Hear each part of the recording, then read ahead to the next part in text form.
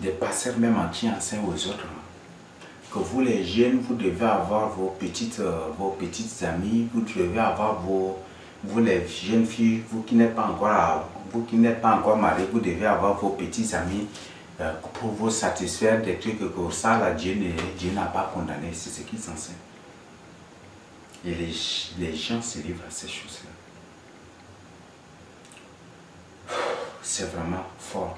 Donc, Dieu ne nous a pas appelés à l'impureté, mais plutôt à la sanctification. Dieu ne nous a point du tout appelés à l'impureté, mais à la sanctification. Et là, je crois que ici, l'impureté a un sens général. Et si je l'ai plaqué ici, c'est pour nous comprendre, c'est pour nous faire comprendre ce que nous allons découvrir dans le point suivant. Quelles sont les choses qui rendent telle une personne impure? Veuillez m'excuser, même si ça c'est un point, même si la question est mal formulée, mais moi je comprends dans mon contexte aussi quelles sont les choses qui rendent une personne impure ou quelles sont les choses qui rendent telle une personne impure. Donc voilà ce que la nouvelle alliance a dit sur l'impurité. La nouvelle alliance, nous avons lu et nous avons compris, nous avons découvert. C'est la parole de Dieu, ce n'est pas une révélation que j'ai partagée avec vous. La parole de Dieu, c'est une révélation, mais les versets bibliques que j'ai partagés avec vous. Donc le Seigneur condamne bel et bien l'impureté. Aucune personne qui se livre à l'impureté n'entrera dans le royaume des cieux. Nous avons lu ensemble, même si vous n'avez pas lu, je vous ai dit et je vous ai donné les références. Vous pouvez les suivre pour prendre note sur les références pour bien comprendre. Et si c'est comment je vous répète, je vais vous communiquer les références et comme ça vous allez prendre note. Éphésiens 4, 18 à 19. Éphésiens 4, 18 à 19. Romains 6, 19 à 22. Romains 6, 19 à 22. Éphésiens 5, 3 à 9. Éphésiens 5, 3 à 9. Colossiens 3, 5 à 7. Colossiens 3, 5 à 7. 2 Corinthiens 12, 20 à 21. 2 Corinthiens 12, 2 à 20 à 21. 2 Corinthiens 12, 20 à 21. Galates 5, 19 à 21. Et 1 Thessaloniciens 4, le verset 7. C'est bon? Je crois que c'est clair. Vous pouvez le suivre. Vous pouvez prendre vous-même votre temps pour méditer si je suis en train d'inventer des choses. Donc la nouvelle alliance n'a point du tout condamné l'impureté, mais n'a point du tout, ne nous a point du tout interdit, ne vous a point du tout interdit d'observer les lois sur l'impureté, mais plutôt nous a ordonné de les observer. Sinon, vous n'entrerez point du tout dans le royaume des cieux. Merci, je crois que c'est clair. Nous continuons. Donc, maintenant ces points, on va voir de manière rapide, parce que c'est nombreux. C'est nombreux, mais on va voir ça de manière rapide. Quelles sont les choses qui rendent telle une personne impure? Donc, au point A, les choses qui rendent une personne impure, c'est 1. Au point A, la consommation des animaux et des aliments impurs. Donc il y a des animaux impurs que le Seigneur nous a strictement interdit de prendre, de consommer. Et si tu touches leur corps impur aussi, tu seras impur. Les aliments impurs, il y a des aliments impurs que le Seigneur nous interdit de consommer. Là, je crois que c'est déjà clair. Les aliments impurs, pour vous expliquer, peut-être en préparant, un lézard est tombé dans la nourriture, ça devient un aliment impur et tu ne dois pas manger. Si en préparant, un cafard est tombé dans la sauce ou tombé dans la nourriture, c'est que tu ne dois plus consommer. Je crois que c'est clair. Donc, ce sont des informations et là, vous êtes déjà informé. Donc là, le Seigneur condamne ces choses-là. Donc l'impurité, si tu as les aliments impurs aussi, peut-être en préparant et que peut-être un reptile ou peut-être un insecte tombe dans cette nourriture, c'est que ce n'est plus consommable. Tu ne dois pas manger parce que si tu manges, tu seras aussi impur.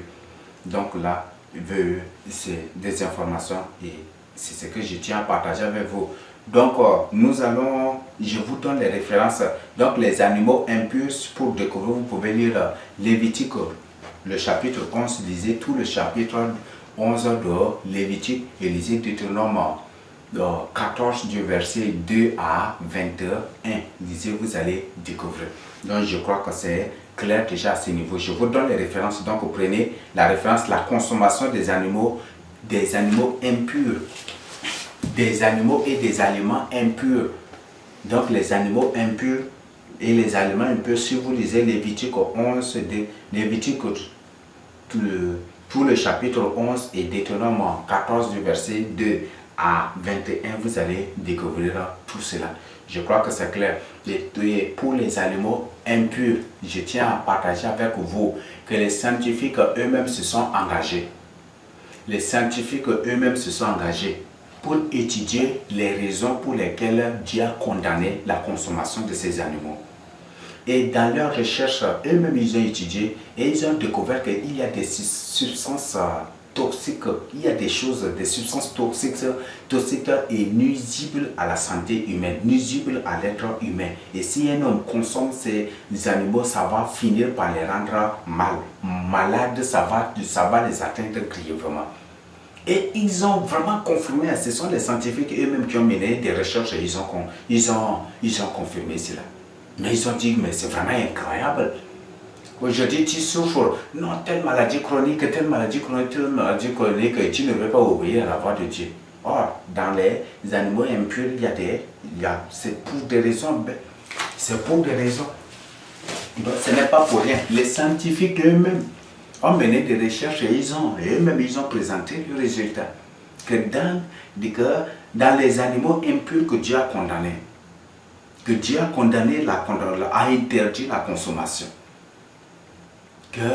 Que dans ces animaux-là, qu'il y a des substances, il y a des substances nuisibles, qu'il y a des choses qui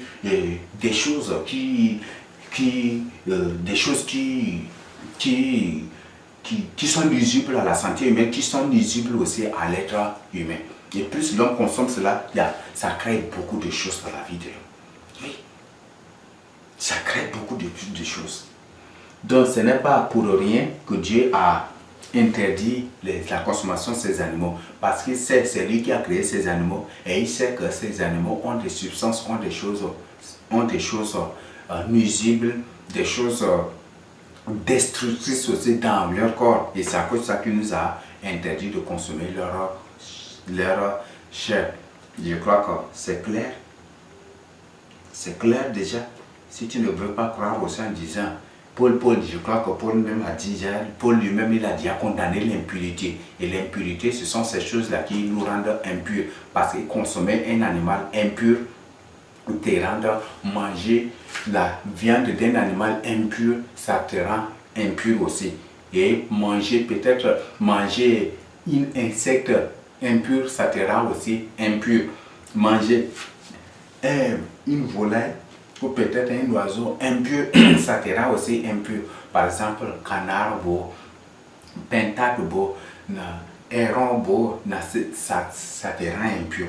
Et les scientifiques ont étudié chacun des animaux décrits, chacun des animaux nommés dans Lévitique 11 et dans Deutéronome, eux-mêmes ils ont étudié et ils ont découvert que dans chacun de ces animaux, il y a des substances toxiques qui détruisent et ces substances détruisent l'homme et surtout ceux qui les consomment. Mais ce n'est pas de manière automatique, mais c'est de manière graduelle. C'est de manière, en consommant cela, ça s'installe en toi et ça va commencer par détruire tes cellules, ça va commencer par attaquer tes cellules.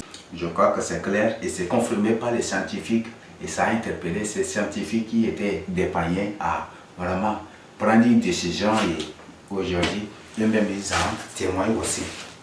Donc, ce n'est pas encore trop tard et comme nous venons de voir, le Seigneur n'a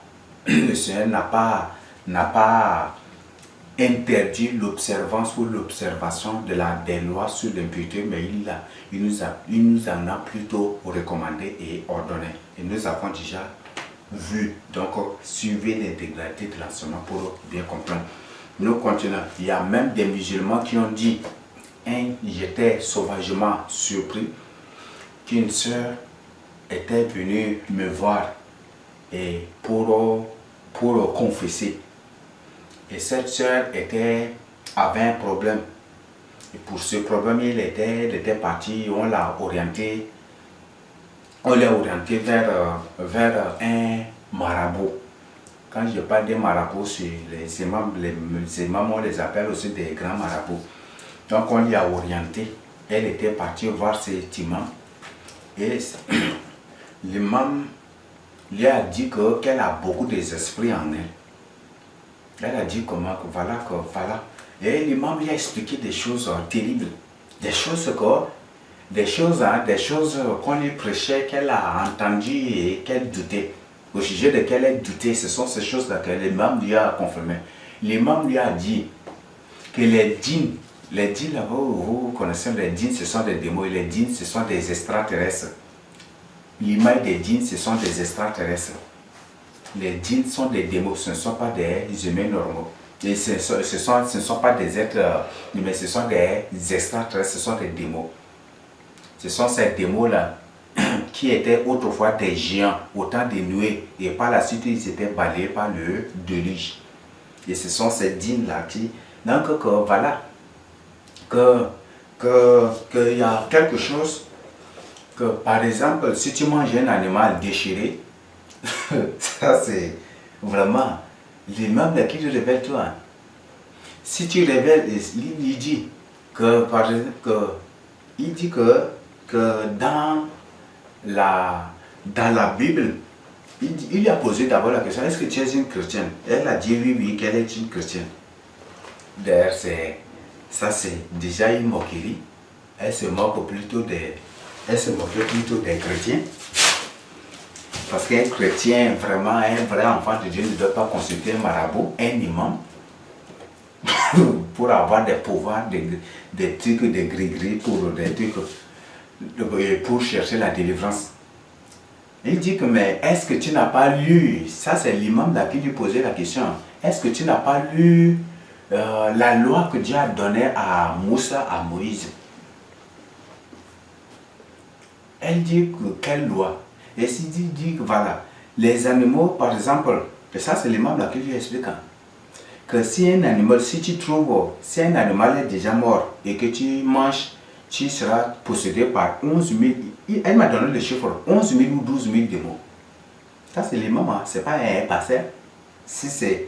Peut-être si c'est moi qui dis ça, peut-être c'est des milliards de tonnes, des milliards de conteneurs, même des blêmes que je vais recevoir, ou des chiffres que je vais recevoir, mais c'est un imam qui parle. Ça c'est un imam. Si un animal est mort déjà, et si c'est un animal pur, hein, il y a bien expliqué même. Si c'est un animal pur qui est déjà mort et que tu manges, tu seras possédé par 11 000 ou 12 000 démons.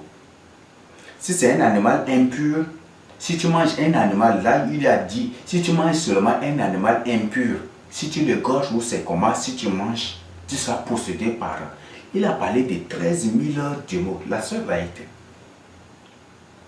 Et il y a les chiffres que j'ai dit, ça a duré déjà. Et je n'ai pas eu le temps aussi de l'appeler pour la confirmation. Mais c'est 11 000,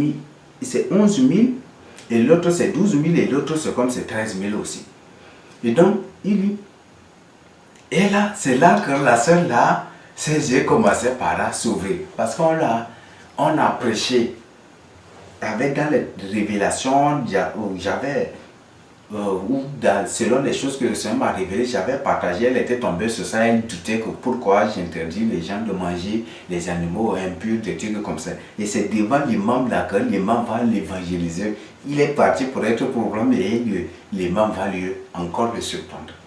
Et c'est ce qui va la précipiter pour chercher sa délivrance.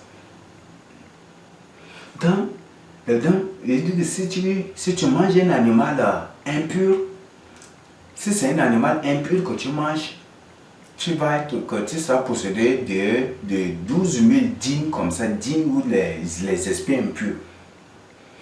Et si c'est un animal qui est tué, qui est déchiré, peut-être les animaux prédateurs l'ont déchiré, ils l'ont tué et pas manger, ou peut-être un animal qui est mort comme ça, et puis si tu le prends pour manger, tu seras possédé par tel mille nombre de démons. Et c'est 12 000 ou 13 000 démons aussi. Je crois que j'ai relevé les chiffres là dans l'une des séries de versions. Je ne sais pas si je vais voir si je vais trouver. Il ne sait pas dans quelle série de versions, mais c'est ce qu'il lui a dit. Il dit voilà. Donc après c'est l'imam là, il dit que voilà, que ce n'est pas pour rien que Dieu a interdit ces animaux ici et selon la loi des dîmes aussi si tu consommes. Et il dit selon la loi des dîmes, les dîmes, ces dîmes là c'est aussi les tissus là, les dîmes là, ce sont des esprits, ce sont des démons. Et c'est le nom de ces démons qui est donné aussi aux pantalons dîmes ou aux tissus dîmes que les gens portent. J'avais partagé ça au début, les gens critiquaient, ils disaient, mais maintenant les autres subtilement commencent par faire, ils commencent par témoigner aussi contre ça, contre les tissus dits. Ok, donc il dit que selon la loi de djinns, si tu désobéis à l'une de ces lois-là, ils vont te posséder et ils vont te tourmenter. C'est à cause de ça qu'eux, les musulmans, ils ne mangent pas de tels animaux et ils s'abstiennent. Et les musulmans, surtout eux qui sont des vrais musulmans, qui ne mangent pas ces choses-là. Et c'est à cause de ça qu'ils ne mangent pas des choses qui sont déjà mortes, des trucs comme ça. C'est à cause de ça aussi. C'est là, la seule a été restée comme ça. Et après, là, l'imam lui a demandé de rentrer et de lui apporter telle chose. Quand elle était rentrée là, au lieu de lui rapporter, elle est partie directement me voir et voilà, lui demander, confesser et puis demander pardon parce qu'elle a désobéi à ça. Elle-même qui a témoigné ça de sa propre bouche. Donc voilà, c'est ça, ce sont des informations. Aujourd'hui tu prêches et c'est là, voilà. Et voilà. Quand tu dis, ne touchez pas, ne consommez pas les animaux, voilà, ça c'est le vrai prophète, le vrai faux prophète dont le Seigneur Jésus-Christ a annoncé sa venue. On va te qualifier même d'antichrist. C'est vraiment terrible. Nous continuons. Le point B, toucher le corps d'un animal impur. Si un animal impur, si tu touches son corps mort, tu deviens aussi impur. Là, je vous renvoie à Lévitique 11 et vous allez découvrir. Toucher le corps d'un animal impur te rend aussi impur. Toucher le corps d'un animal déchiré, cela te rendra aussi impur. Par exemple, peut-être tu as mis ton gâteau et une souris est venue prendre, tellement que tu es furieux, tu as pris quelque chose pour l'abattre et si tu touches cette souris, tu deviens aussi impur. Si par exemple, un lézard est tombé dans un seau d'eau que tu as posé, en touchant seulement le seau, si le lézard est déjà mort, tu deviens impur. Je crois que c'est déjà clair. Si tu as fait, là, ça ce sont des informations. Donc si par exemple, en marchant, tu as sabatté un crapaud et puis après il est mort et tu continues, tu le touches encore, tu deviens aussi impur. Et là, je crois que c'est clair déjà à ce niveau. Là, toucher le corps d'un animal impur te rend aussi impur. Et pour découvrir ces animaux impurs, pour ne pas vous encourager dans votre paresse et dans votre oisiveté, je vous donne juste les références. Donc, lisez Lévitique 11, Deutéronome 14, du verset 2 à 21, vous allez découvrir ces animaux impurs.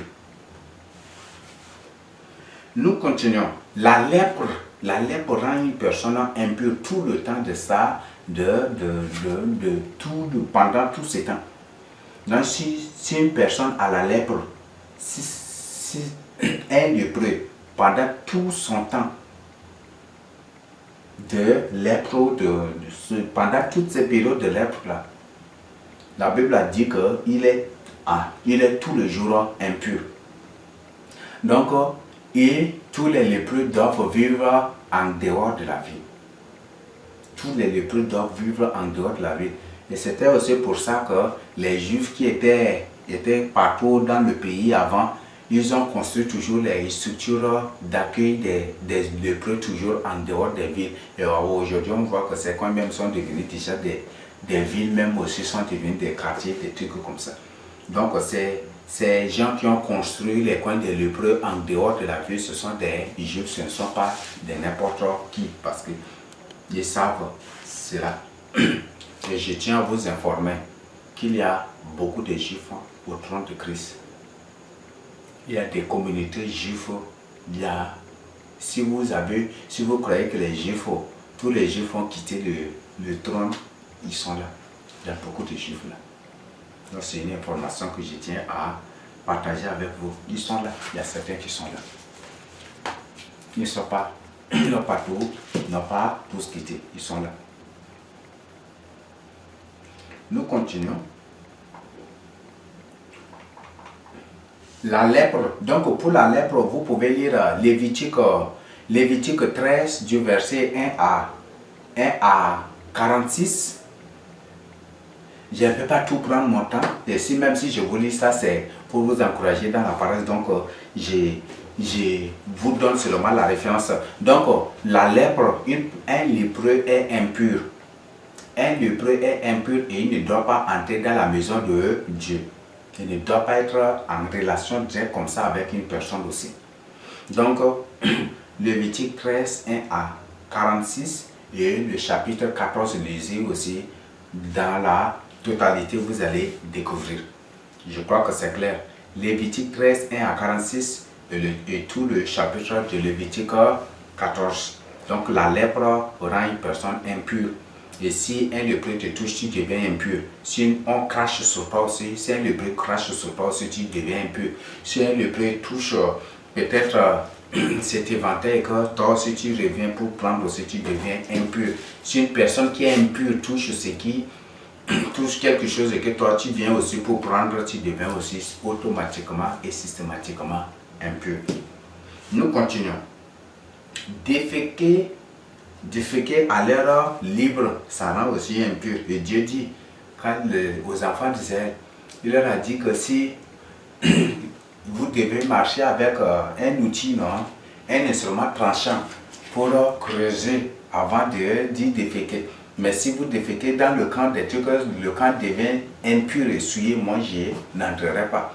Donc ça chasse la présence de Dieu. Donc c'est pour dire que laissez les enfants déféquer dans la maison de Dieu. Laissez les enfants, même des gens qui crachent dans la maison de Dieu. Ça c'est des abominations.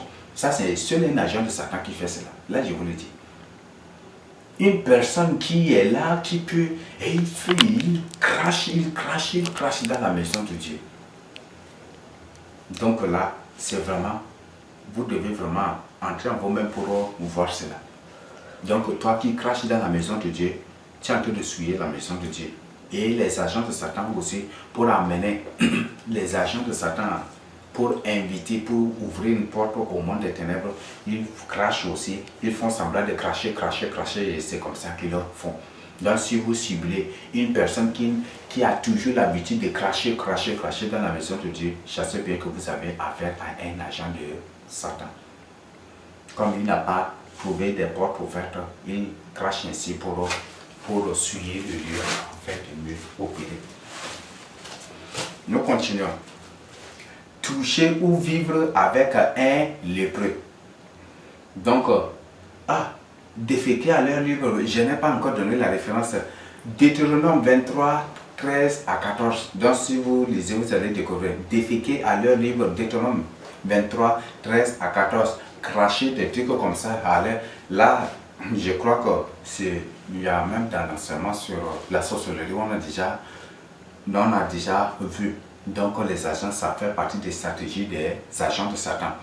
Mais ce n'est pas aussi à confondre avec certains qui le font aussi involontairement. Là, je tiens d'abord à vous informer. Ce n'est pas tous ceux qui crachent là aussi, mais certains qui le font involontairement. Mais il y a certains là qui c'est vraiment leur habitude, il y a certains qui le font subtilement. Et si vous êtes vraiment, vous prêtez vraiment aussi attention, vous allez découvrir certaines choses. Donc je crois que c'est clair déjà. toucher ou vivre avec un lépreux. Si tu vis avec un lépreux, vous dormez dans la même maison, vous que si tu le touches, tu deviens une personne impure. Ça te rend impur. Vous pouvez lire Lévitique 13, tout le chapitre de Lévitique 13. Vous pouvez lire Lévitique et Nombre 12 aussi. Vous pouvez lire Nombre 12 et vous allez découvrir. Ou c'est Lévitique 12, non, je ne sais pas. Oui, bon, ça va être Nombre 12, mais c'est verset combien, je ne sais pas. Mais si vous lisez, vous allez découvrir. Donc, je crois que à ce niveau.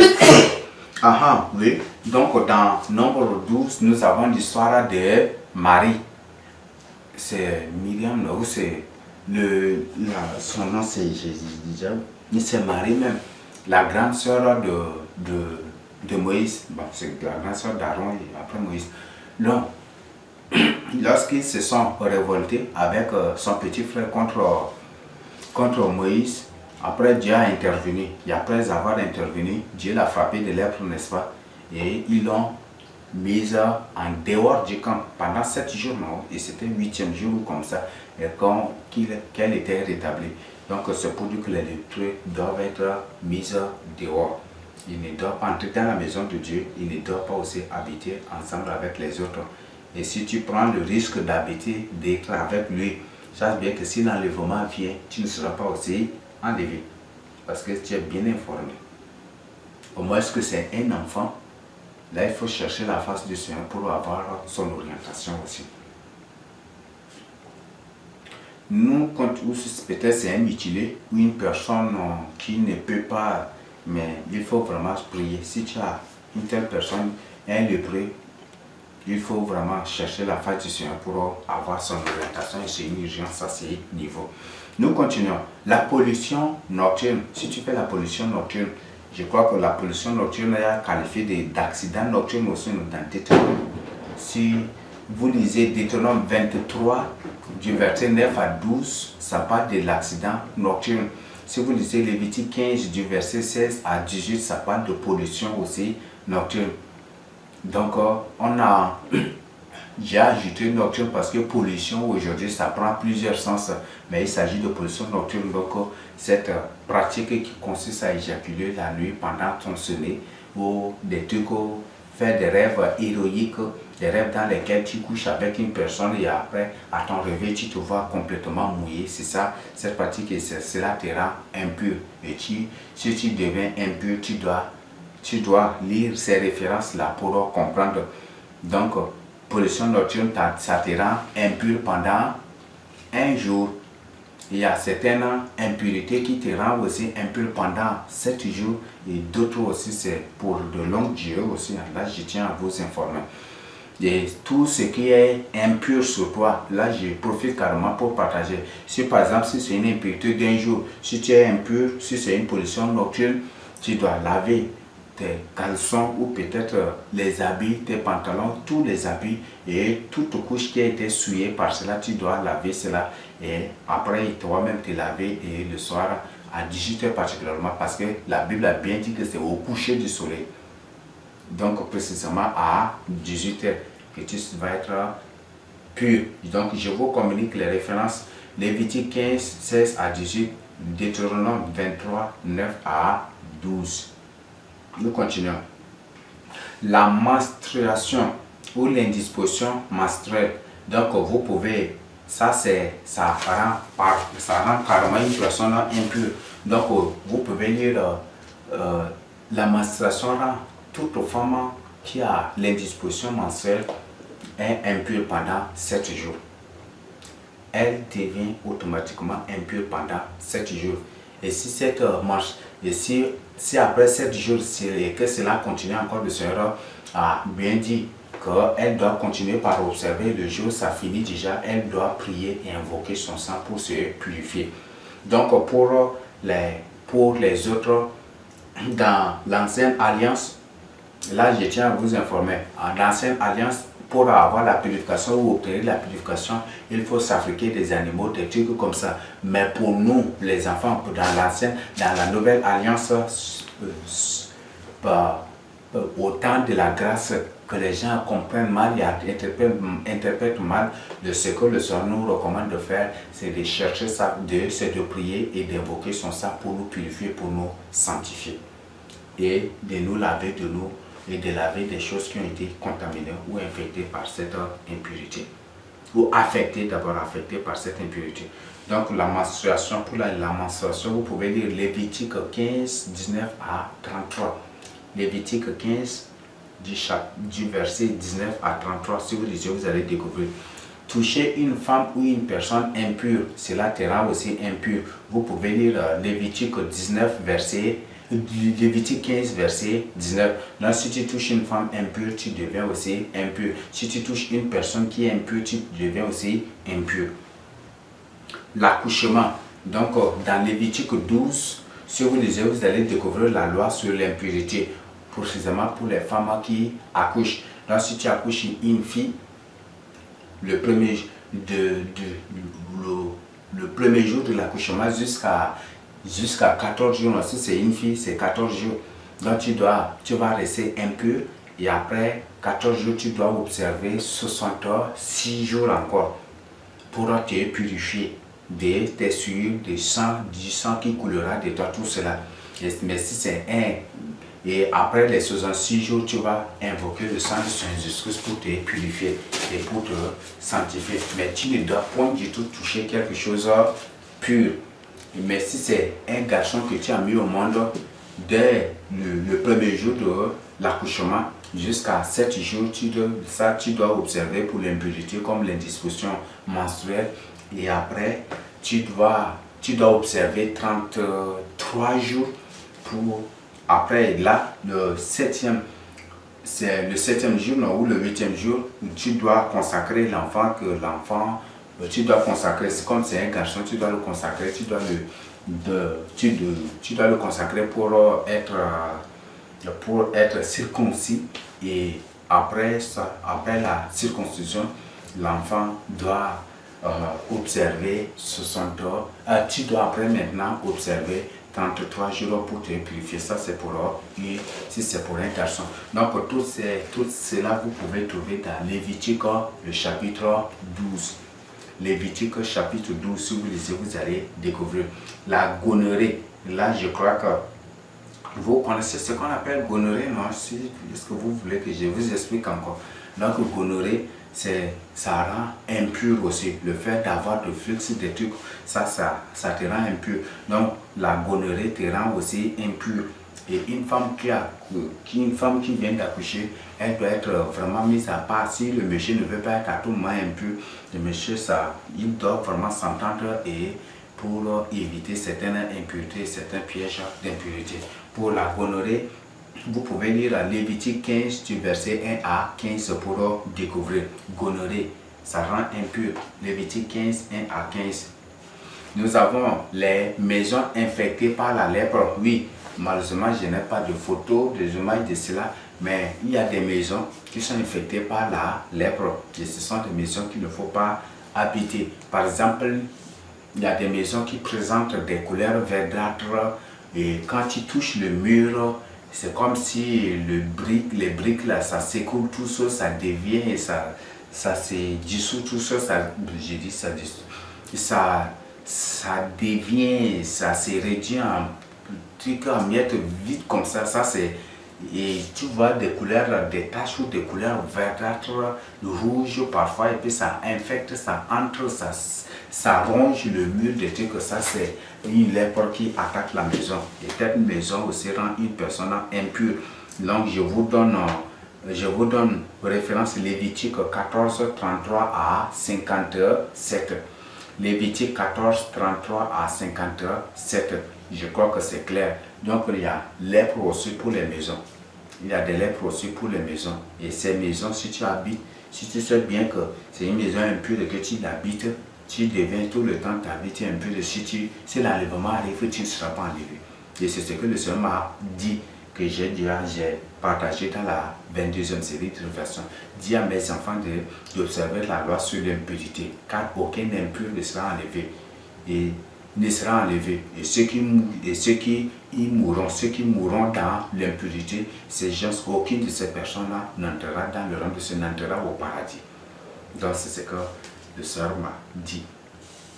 Les maisons infectées par la lèpre, je crois que Lévitique 14, 33 à 57, les habits infectés aussi par la lèpre. Donc il y a des habits qui sont attaqués par la lèpre. Peut-être tu as un habit et la lèpre peut attaquer. Tu vas voir des taches verdâtres ou de taches rougeâtres dans l'habit, et cette tache ne veut pas s'enlever, ça ne fait qu'augmenter au fur et à mesure, ça ne fait qu'attaquer, ne fait qu'augmenter au fur et à mesure. Et si ça ne veut pas carrément s'enlever, ça ne veut pas, c'est pour dire vraiment que c'est aussi le fait de la lèpre. Cet habit doit être brûlé. Je crois que Lévitique, si vous lisez Lévitique 13 du verset 14 à 59, vous allez découvrir. Coucher avec une personne impure, ça te rend aussi impur. Donc si ta côte impure et que tu couches avec elle et que tu la connais, tu deviens aussi impur. Là, je crois que c'est clair. Lévitique, là, vous pouvez trouver ça. Vous allez trouver ça.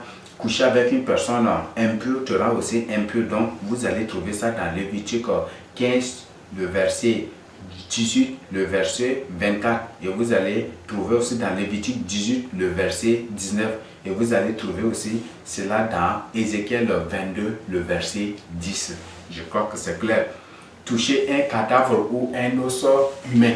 Donc, si par exemple tu touches un os humain ou des ossements humains, un squelette humain ou un cadavre humain, ça te rend impur. Donc je crois que c'est clair, ce n'est pas des inventions, je vais vous communiquer les références. Lévitique 22, 4 à 5.